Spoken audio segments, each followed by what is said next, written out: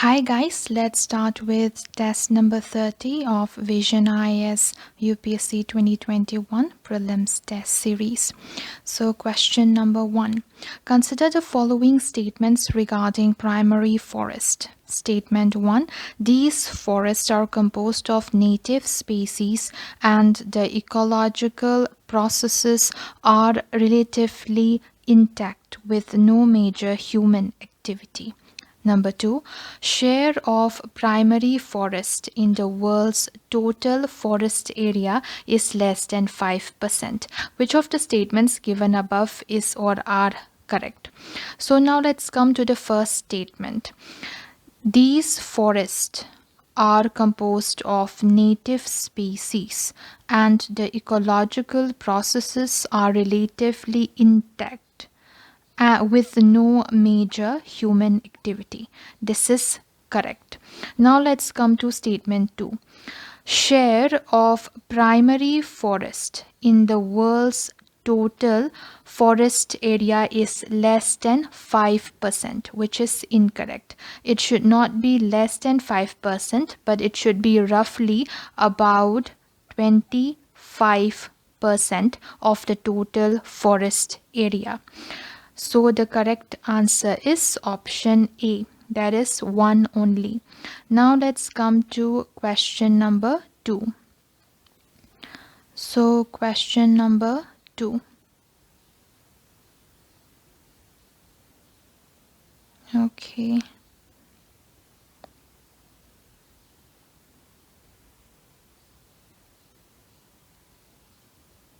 Now let's come to question number 2. Which of the following are usually features in the Dravidian style of temple architecture? Number 1, images of Mithunas at the entrance of Garbhagriha. Number 2, pyramidal tower over Garbhagriha. Then number 3, lofty gateways. Select the correct answer using the code given below. So we have to select the correct answer. So number 1, images of Mithuns at the entrance of Garbhagriha. This is incorrect. So in the Dravidian style of temple architecture, we find sculptures of fierce dwarpals or the doorkeepers guarding the temple. So it should be dwarpals or doorkeepers. So they are not the images of Mithunas. This is incorrect. Then number 2, pyramidal tower over Garbhagriha. This is correct. Lofty gateways, this is also correct. So for question number 2, the correct answer is option B, that is 2 and 3 only. Now let's come to question number 3. Consider the following statements. Number 1, Queen Victoria was proclaimed as the Empress of India in 1858 Allahabad Darbar. Number 2, holding the Indian Civil Services, that is the ICS examinations, simultaneously in England and India was done for the first time in 1908. Number 3, the Indian Penal Code was first drafted by the committee headed by Thomas Macaulay. Which of the statements given above is or are correct? So we have to choose the correct statement. So the first statement, Queen Victoria was proclaimed as the Empress of India in 1858 Allahabad Darbar. So this is incorrect. The proclamation of Queen Victoria read out by Lord Canning at Allahabad Darbar in November 1858 assured the Indians a benevolent administration. And in the Imperial Darbar of 1877, so in the Imperial Darbar of 1877 at Delhi, the ambiguity of sovereignty was resolved by proclaiming Queen Victoria as the Empress of India. So Queen Victoria was proclaimed as the Empress of India. It would be in 1877 at Delhi. Now let's come to Statement 2. Holding the Indian Civil Services examination simultaneously in England and India was done for the first time in 1908. This is incorrect. It was done for the first time in 1922. So from 1855 to 1921, the ICS exam was held in London, and from 1922 onwards, the exams were held both in Allahabad and in London. Now let's come to statement number 3. The Indian Penal Code was first drafted by the committee headed by Thomas Macaulay. This is correct. So for question number 3, the correct answer is option number C, that is 3 only. Now let's come to question number 4. Question number 4. Consider the following statements with respect to the Contingency Fund of India. Number 1. The Indian Constitution mentions for creation of such fund for union and states for meeting unforeseen expenditure. Number 2. It is held by the Secretary of the Ministry of Finance on the behalf of President of India. Number 3. Any expenditure incurred from this fund requires subsequent approval from the Parliament. Which of the statements given above is or are correct? So we have to choose here the correct statement. So now let's come to the first statement. The Indian Constitution mentions for creation of such fund, that is the Contingency Fund of India, for union and states for meeting unforeseen circumstances. This is true. Okay, so this is correct. Then number 2, it is held by the Secretary of the Ministry of Finance on behalf of President of India. This is also true.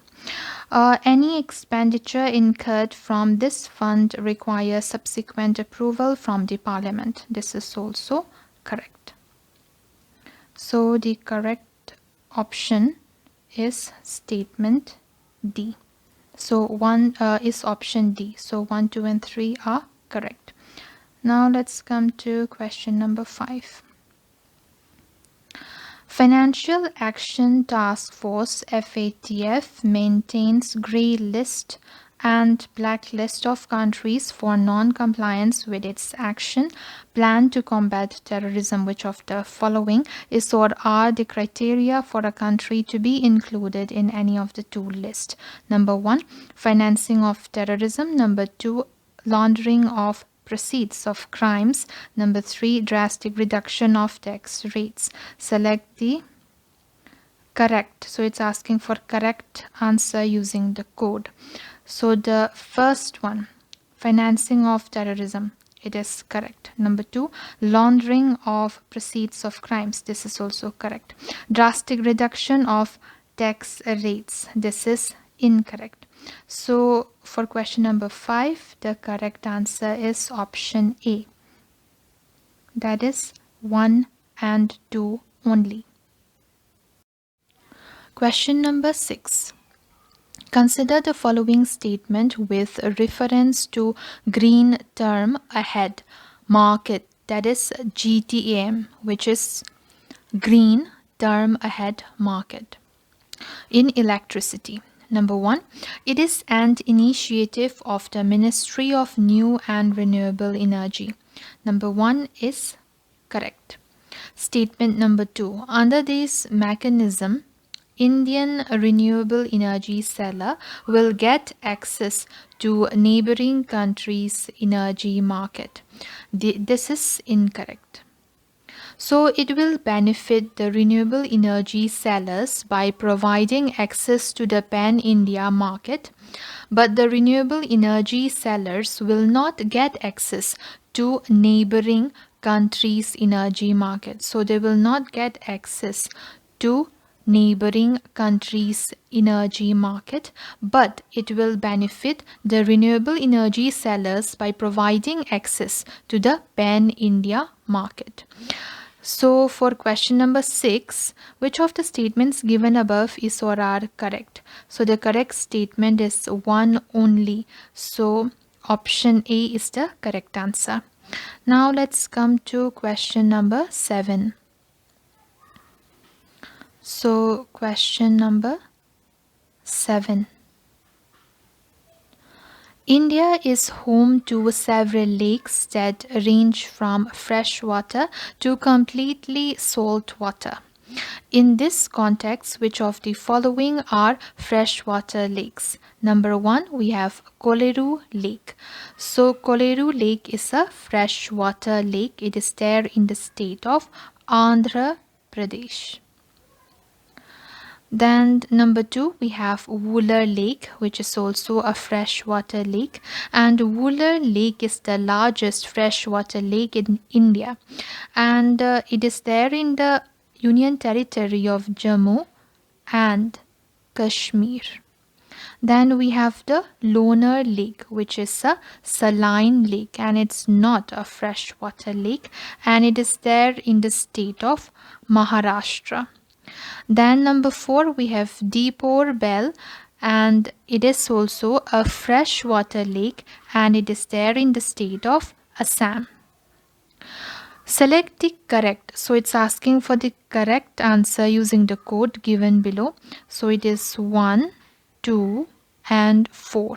So 1, 2, and 4. So option B is the correct answer. Now let's come to question number 8. The Green Gigaton Challenge, recently seen in the news, is an initiative of number A, it is International Union for Conservation of Nature, that is IUCN. This is incorrect. Number B, World Wildlife Fund, WWF. This is also incorrect. Number C, United Nations Educational, Scientific and Cultural Organization, UNESCO. This is incorrect. So none of the above. This is the correct answer.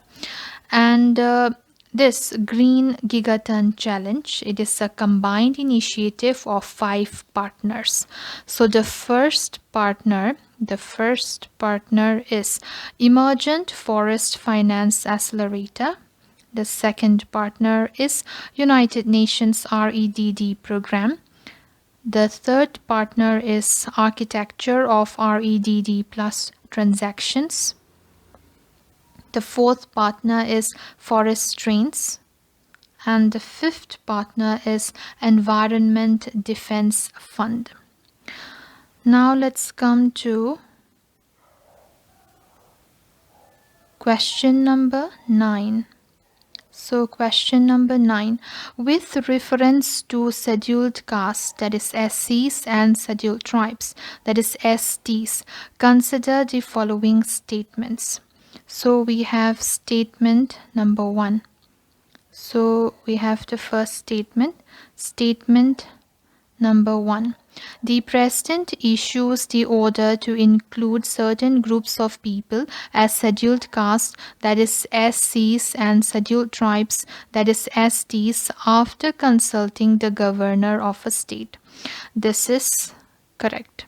Now let's come to statement 2. Marginalized people of all religions. So marginalized people of all the religions can't be deemed as scheduled caste in India. This is incorrect. So scheduled castes are sub-communities within the Hindu caste system who has historically faced deprivation. So they faced deprivation, they faced oppression, and they faced extreme social isolation in India on account of their perceived low status. So they faced deprivation, then oppression, then extreme social isolation because of their low status. And only marginalized Hindu communities, including Sikhs and Buddhists, can be deemed scheduled caste in India. and this rule is according to the Constitution Scheduled Caste Order of 1950. So 1950 Constitution Scheduled Caste Order of 1950. Now let's come to statement 3. Any amendment in the issued notification to include or exclude a caste from scheduled caste or scheduled tribe list can be done only by the parliament. This is correct. So which of the statement given above are correct? So it is asking for the correct statements. So the first statement is correct and the third statement is correct. So option C is the correct answer. Now question number 10. Question number 10. Which of the following statements is not correct regarding the interstate water disputes in India? Number A. The Constitution of India authorizes the Parliament adjudicate in any dispute related to interstate river water and river valley. So this is correct. The question is asking for not correct answer, for incorrect answer, but statement A or option A is correct. Option B. To deal with the disputes, the Parliament can establish an ad hoc tribunal whose decisions may be final and binding. This is incorrect. Interstate river water disputes. So, interstate river water dispute. So Interstate River Water Dispute Act empowers the central government to set up an ad hoc tribunal for the adjudication of a dispute between two or more states in relation to the waters of an interstate river or river valley. So the Interstate River Water Disputes Act, it empowers the central government to set up an ad hoc tribunal. And the Parliament enacted that the decision of the tribunal would be final and binding on the parties to the dispute. So statement B. To deal with the dispute, the Parliament can establish an ad hoc tribunal. This is incorrect. It cannot, the Parliament cannot. But the Interstate River Water Disputes Act, it empowers the central government to set up an ad hoc tribunal. So option B is incorrect. Now let's come to option C. Supreme Court and other courts are debarred from exercising jurisdiction in respect to any such dispute which may be referred to such a tribunal. This is also correct. Option D. Till now, less than 10 interstate water dispute tribunals have been established. This is also correct. Less than 10. So actually there are 9 interstate water dispute tribunals established in India. So this option D is also correct. So question number 10 was asking for an incorrect option. So option B is the correct answer. Question number 11. Which of the following statements is or are correct with reference to fungi? Number 1. Fungi absorb soluble organic matter from dead substrates. This is true. Statement 2. Yeast, molds, and mushrooms are examples of fungi. This is also true. Number 3. They are used as biological pesticides to control weeds, plant diseases, and insect pests. This is also true. Select the correct answer using the code given below. So we have to choose the select correct answer. So it would be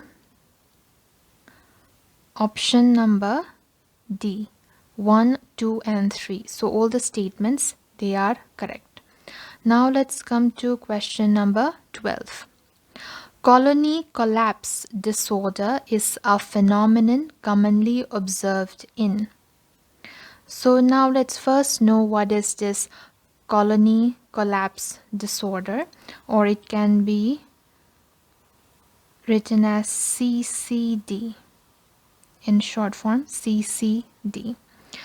So colony collapse disorder is the phenomenon that occurs when the majority of worker bees in a colony disappears. So the worker bees, the majority of the worker bees, they are going to disappear and leave behind a queen. So they will leave behind the queen, plenty of food, and a few nurse bees. They will be left behind to care for the remaining immature bees and the queen. So this is what we call as colony collapse disorder. So it is observed in ants, it is not true. In corals, it's not true. In bees, yes. In termites, no. So the correct answer is option C. Now let's come to question number 13. Consider the following statements. Ownership of minor minerals located in a state falls under the ambit of the concerned state government. This is true. Number 2, all the minerals underlying in the ocean within the territorial, so it is within the territorial waters of India, fall under the ambit of the union government. It falls under the ambit of the union government. This is also true. This is in accordance with the Article 297 of the Constitution of India. So which of the statements given above is or are correct? So we have to choose the correct statement. So both 1 and 2 are correct. Both 1 and 2 are correct. So option C is the correct answer. Now let's come to question number 14. Question number 14. Which of the following are the ideal conditions for rubber plantation?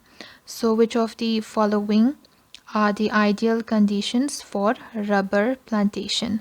Number 1, daily rainfall followed by 5 to 6 hours of sunlight. This is true. Number 2, well-drained porous soils that are moderately acidic in nature. This is also true. Then statement number 3, a temperature range of 10 degrees Celsius to 15 degrees Celsius. This is incorrect. The best growing temperature for the rubber plant is from 25 to 35. So it's from 25 to 35 degrees Celsius. So select the correct answer using the code given below. So this is incorrect. So we have to choose the correct answer. It would be 1 and 2 only. So option B is the correct answer. Now let's come to question number 15. A central law can be put into the 9th schedule through number A. Option A, a resolution passed by the parliament. Incorrect. Number B, a resolution passed by the parliament and ratification by half of state legislatures. This is incorrect. Number C, a constitutional amendment act. This is correct. So option C is the correct answer. With reference to nanobodies, which of the following statements is not correct? So we have to choose the incorrect statement. Number A, they are antibody fragments that are produced only in large mammals. So they are produced only in large mammals. This is incorrect. So nanobodies, they are antibody fragments. So they are the fragments of antibody that are so simple that they can be produced by bacteria or yeast, which is less expensive. So option A is incorrect. Number B, they have a tendency to dissolve in water. This is also correct. Option C, they are produced along with antibodies as a response to an antigen. This is also correct. Option D, they penetrate the tissue better than normal antibodies. So they penetrate the tissue better than normal antibodies. This is also correct. They are much smaller than the classic antibodies, so they penetrate the tissue better and can be produced more easily in large quantities. So for question number 16, the question is asking for the incorrect option. So option A is the incorrect one. Now let's come to question number 17. So question number 17. Who among the following was or were associated with the Gadar movement? Number 1, Bhagwan Singh. So this is correct. Then number 2, Barkatullah. So this is also correct. Number 3, Taraknath Das. This is also correct. And we can also name Hardayal or Ras Bihari Bose, etc. So select the correct answer using the code given below. So the correct answer would be 1, 2 and 3. So option D is the right answer. Now let's come to question number 18. Question number 18. Consider the following statements with respect to the judicial reforms. Judicial reforms during the tenure of Warren Hastings. Statement 1. Each district was provided with a civil court under the collector. So statement 1 is correct. Each district was provided with a civil court under the collector and a criminal court under an Indian judge. Statement 2. The interference of Pandits and Maulvis in the judicial system were prohibited. This is incorrect. Experts in Hindu and Muslim laws were provided to assist the judges. So statement 2 is incorrect. Statement 3. Sadar Nizamat Adalat was established as the highest criminal court of appeal. This is also correct. So option number 1 and 3 are correct. Now, which of the statements given above are correct? So option C is the correct answer, 1 and 3. Question number 19. The recently developed indigenous ASME weapon is A or N? Number A, option A, intercontinental ballistic missile, which is incorrect. Number B, multiple rocket launcher, incorrect. Number C, machine pistol, this is correct. And number D, Ramjet supersonic cruise missile. This is also incorrect. So this ASME, it is the India's first indigenous 9mm machine pistol. Now let's come to next question, that is question number 20. Consider the following statements regarding Padma Awards. Number 1. Statement 1. Names for Padma Awards are recommended by the committee headed by the Prime Minister. This is incorrect. All the nominations received for the Padma Awards, they are placed before the Padma Awards committee. So they are placed before the Padma Okay. They are placed before the Padma Awards Committee, which is constituted by the PM every year. So this committee is being constituted or it's being made by the Prime Minister every year. And the recommendations of the committee are submitted to the Prime Minister and the President of India for approval. So statement 1 is incorrect. Statement 2. Government servants except doctors and scientists are not eligible for these awards. This is correct. Statement 3. The awardee cannot use it as a suffix to his or her name. This is also correct. Which of the statements given above are correct? So statement 2 and 3 are correct. So option B is the correct answer. Question number 21. In the context of recent Supreme Court judgments, which of the following articles of the Constitution of India safeguards one's right to access justice? Option A, Article 22, incorrect. Option B, Article 20, incorrect. Option C, Article 21, correct. Option D, Article 19, incorrect. So the Constitution Bench of the Supreme Court has held that access to justice is a fundamental right which is guaranteed to the citizens by Article 14, and Article 21 of the Constitution of India. Now let's come to question number 22. With reference to gel electrophoresis, consider the following statements. Number 1, it is a technique used to separate DNA fragments according to their size. This is correct.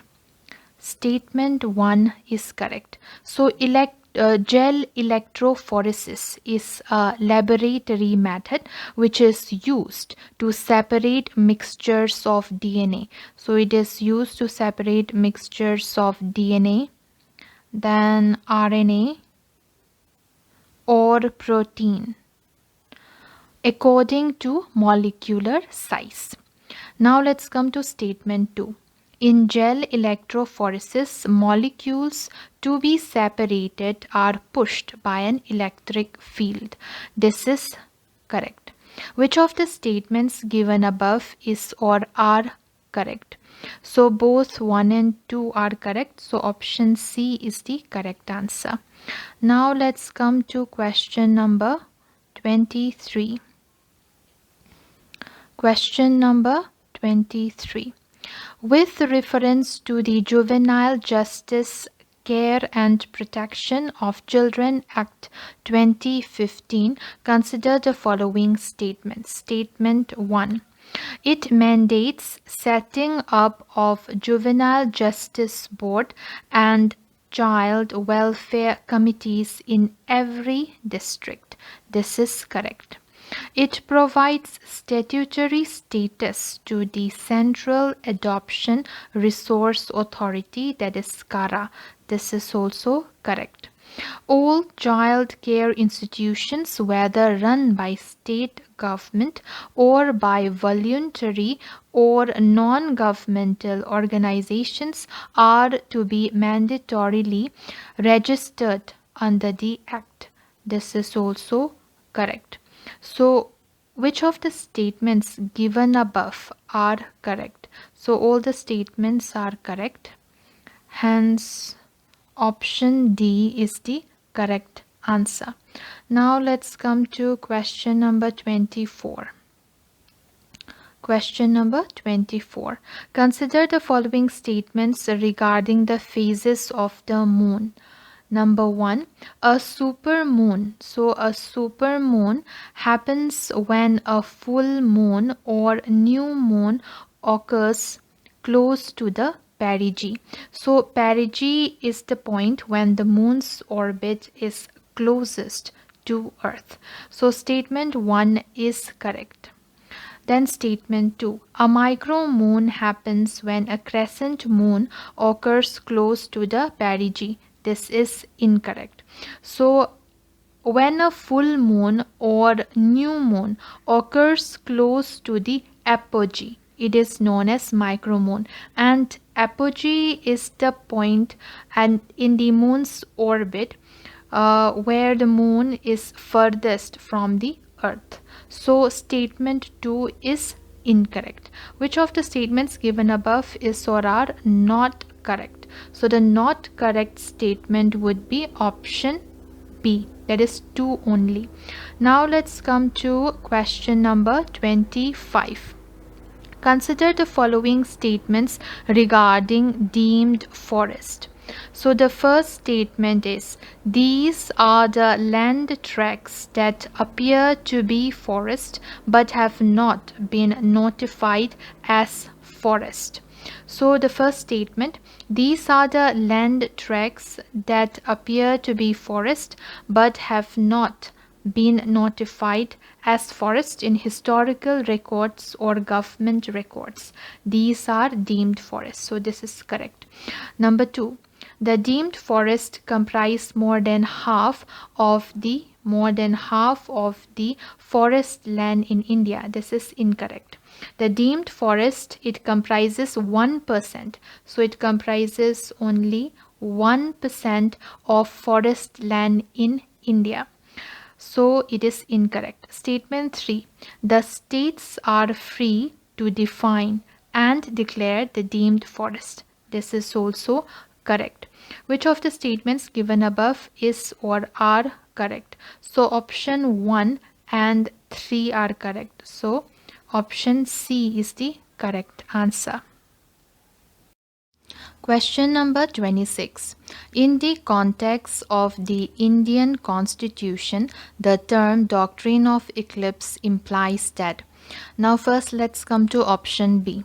A legislature can by law waive any restriction on enjoyment of rights by citizens which it had previously imposed. This is incorrect.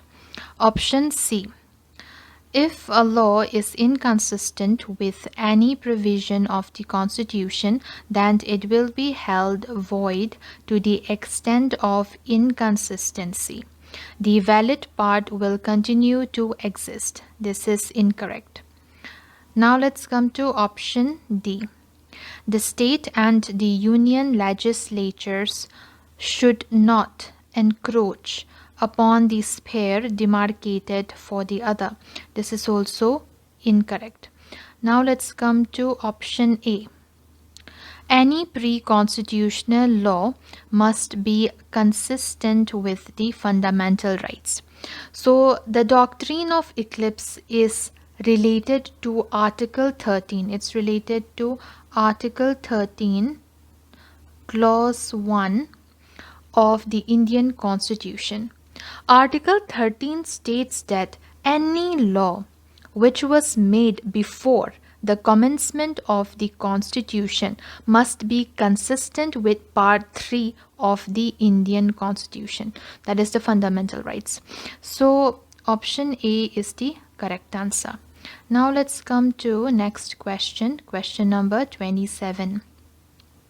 The object of the Strachey Commission was to, let's come to option A, suggest reforms in civil services, incorrect, impose restrictions on the freedom movement in princely states, incorrect, look into the complaints related to non-implementation of the Woods Dispatch of 1854, incorrect. Option A, develop strategy to deal with the famine. This is correct. So the Strachey Commission was set up in 1879. So it was set up in it was set up in 1878 under the chairmanship of Sir Richard Strachey. It was the first famine commission. So it was the first Famine Commission. It recommended state interference in food trade in the event of famine. So question number 27, option A is the correct answer. Question number 28.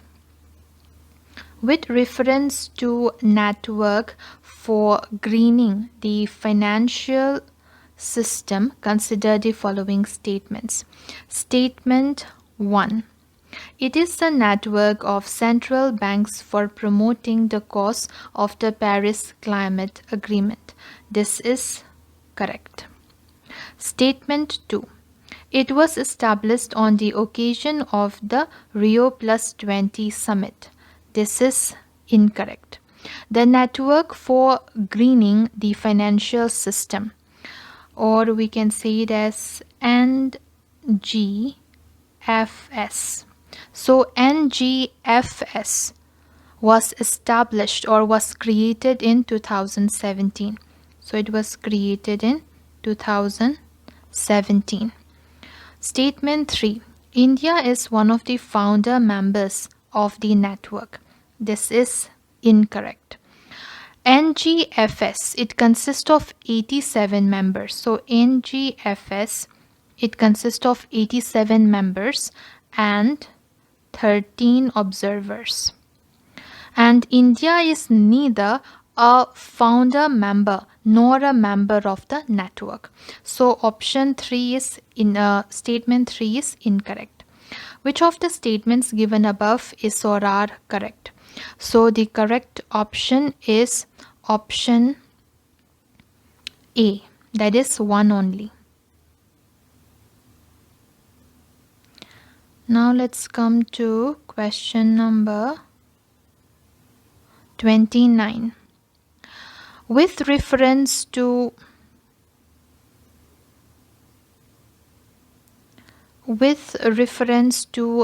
sudden stratospheric warming, or SSW, consider the following statements. Statement 1.